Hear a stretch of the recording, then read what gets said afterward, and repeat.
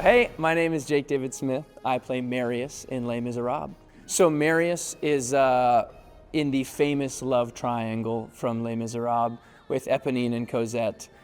He's one of the students that fights in the revolution, which is a central piece of the plot in Les Mis, and he's torn between the revolution and who he thinks is the love of his life that he's just bumped into on the street. I like that Marius is a dreamer. A lot of people typically say that Marius is naive, and I try to stay away from that. I like to say that he's optimistic.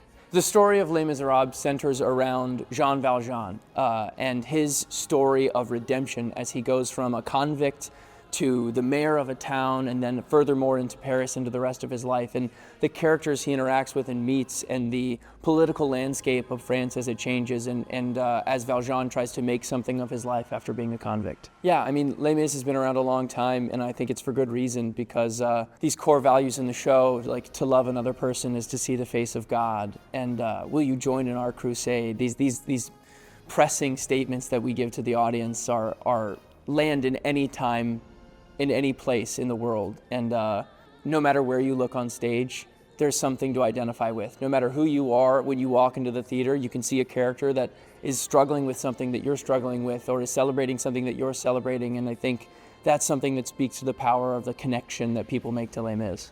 People should come see Les Misérables here in Des Moines because nobody is doing it like Les Mis. If you look around the country, if you look on Broadway, nobody has a cast this size, a set this size, costumes this vibrant, and a pit this large. Our orchestra is booming, the voices on stage are booming, and there is nothing like Les Mis anywhere else in the world right now.